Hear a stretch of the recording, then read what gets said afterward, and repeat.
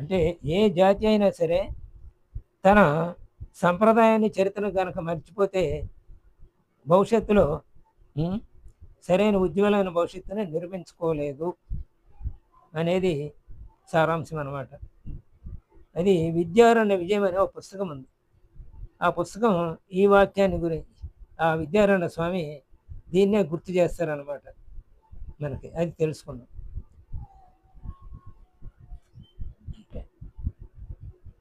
అంటే అంటే గతము నుంచి స్ఫూర్తి పొందలేని సమాజం అంటే మన చరిత్ర, మన సంస్కృతి ఇవే మన గతం. ఆ గతాన్ని గతం నుంచి స్ఫూర్తి పొందలేకపోతే మన భవిష్యత్తు ఉజ్వలంగా ఉండదు అని. దానికి విద్యారణ్యుల యొక్క జీవితంలో అలా ఆయన ఈ రెండిటిని గుర్తు చేస్తూ మన విజయనగర సామ్రాజ్య నిర్మాణానికి కారకులయ్యారనమాట. దాని గురించి ఇప్పుడు తెలుసుకుందాం. గత చరిత్ర తెలుసుకొని పాఠాలు నేర్వని వారు గతంలో తమ పూర్వీకులు చేసిన తప్పులనే మళ్ళీ మళ్ళీ చేస్తూ దుర్భరమైన జీవితాన్ని గడపక తప్పదని దౌర్భాగ్య స్థితిలోకి నెట్టబడతారని చెబుతారు. మన గత చరిత్రను వెలికి తీసి విడమరిచి చెప్పే ప్రయత్నాలు ఇప్పటికీ సరిగా జరగల. స్వాతంత్రం వచ్చిన తర్వాత ఇప్పటి వరకు ఓరుగల్లు పతనమై 2 సంవత్సరాలలోనే తెలుగునాట జరిగిన తిరుగుబాటు గురించి, ఆ తరువాత 10 ఏళ్లలో విద్యానగరంలో రూపుదిద్దుకున్న విజయనగర రాజ్యం 300 సంవత్సరాల పాటు హిందూ సంస్కృతికి రక్షణ చిత్రంగా ఉండటమే కాక ఛత్రపతి శివాజీ వంటి వీరులకు ప్రేరణ ఇవ్వటం గురించి ఎప్పుడైనా తెలుసుకున్నామా? లేదు. విజయనగర సామ్రాజ్య నిర్మాణానికి కారకుడు విద్యారణ్య స్వామి కదా. అది ఆయన ఆ విజయనగర సామ్రాజ్యం నిర్మాణం చేసిన తర్వాత 300 సంవత్సరాల పాటు హిందూ సంస్కృతిని రక్షించిందనమాట. శివాజీకి ప్రేరణ కూడా ఇచ్చింది. అందుకనే శివాజీ మళ్ళీ 350 సంవత్సరాల పాటు హిందూ చక్రవర్తి అంటూ, హిందూ రాజు అంటూ లేడు. అంటే హిందూ రాజులందరూ బానిస రాజులుగా ముస్లింలు కప్పం కడుతూ బ్రతికారనమాట 350 సంవత్సరాలు. అంటే స్వతంత్ర రాజు అంటూ లేడు. రాజులు ఉన్నారు, స్వతంత్ర రాజు అంటూ లేడు.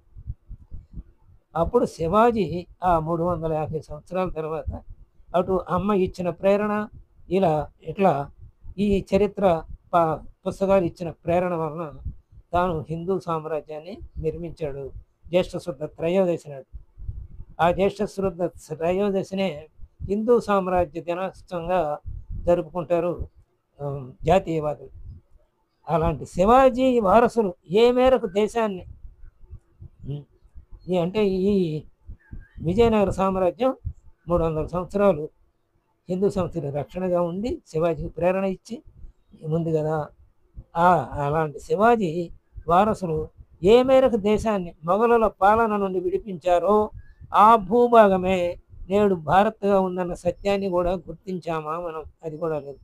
అంటే శివాజీ ఏర్పాటు చేసినటువంటి భారత భూభాగం ఏదైతే ఉందో అదే ఇప్పుడు భారతదేశంగా పిలువబడుతుంది అనమాట. మిగతాది ఇంకా ముస్లింల చేతిలోనే ఉంది కదా. ఆఫ్ఘనిస్తాను ఇవన్నీ మిగతా భాగాలు కొన్ని ఇతరుల చేతుల్లోనే. కాబట్టి శివాజీ విడిపించిన భూభాగం ఇప్పుడు హిందూ దేశంగా పిలబడుతోంది భారత మీడియాగా అని చెప్తున్నారు ఇక్కడ.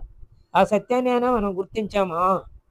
25 ఏళ్ల పాటు ముస్లింల దండయాత్రను ఎదుర్కొన్న ప్రతాపరుద్రుడు యుద్ధాన్ని నివారించే లక్ష్యంతో బందీ అయి భార్య సమేతంగా నర్మదా నదిలో మునిగి ఆత్మహత్య చేసుకున్న విషయం మనకు తెలుసా? మనకి ఇవేమీ తెలవనివ్వలేదు. అక్బర్ను గురించి 60 పేజీలు ఉంటే శివాజీని గురించి 6 పేజీ ఉంటుంది మనకి. అంటే మనల్ని బానిసలుగా చేసుకున్నటువంటి పరిపాలకుల చరిత్ర ఘనంగాను మనం ఎవరికి వారసులో మన పూర్వీకుల చరిత్ర ఏమో దీనాతిదీనంగా తక్కువగా ఉంటుంది. అంటే వాళ్ళు కూడా మొఘలుల దగ్గర పరాయి ప్రభువుల దగ్గర బానిసలుగా బతికారనే భావాన్ని మనకు తెలియజేయటం కోసం, అలాగే మనను కూడా అదే భావదర్శనం ఉంచడం కోసం ఆ చరిత్ర అలాగే ఇప్పటిదాకా కొనసాగుతూనే ఉంది. ఇప్పుడు ఇక మార్పు రాబోతోంది. హ్మ్. తర్వాత ఆ ప్రతాపరుద్రుడు 25 సంవత్సరాల పాటు ముస్లిం దండయాత్రను ఎదుర్కొన్నాడు.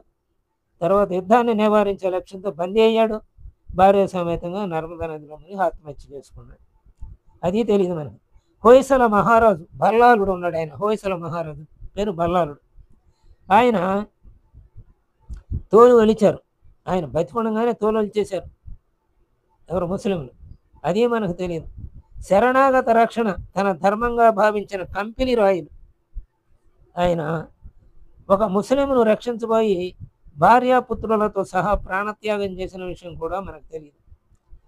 ప్రపంచ ప్రజలందరికీ ఆశ్చర్యం కలిగించే విధంగా భారతదేశం నేటికి హిందూ దేశంగా గుర్తింపబడుతూ ఉండటానికి కారణమైన ముఖ్య చారిత్రక మలుపులో కీలక పాత్ర వహించిన వ్యక్తి విద్యారణ్య స్వామి.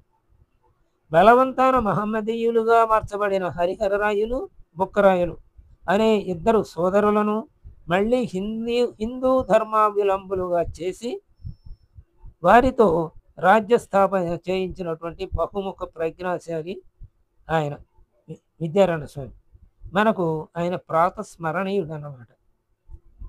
ఈ ఘటనల విస్తృతమైన నేపథ్యాన్ని విశదీకరిస్తూ పఠనీయమైన సులభ శైలిలో సాగింది ఈ పుస్తకం, విద్యారణ్య విజయం అనే పుస్తకం. అందులోని సారాంశం, అది ఎందుకు ప్రారంభించబడిందో, దానిలోని ఉద్దేశం ఏంటో మనం తెలుసుకున్నాం అనమాట. ఆ పుస్తక సమీక్షణ గురించి ఇక్కడ తెలియజెప్పారు. అది మీ ముందు ఉంచాను. స్వస్తి.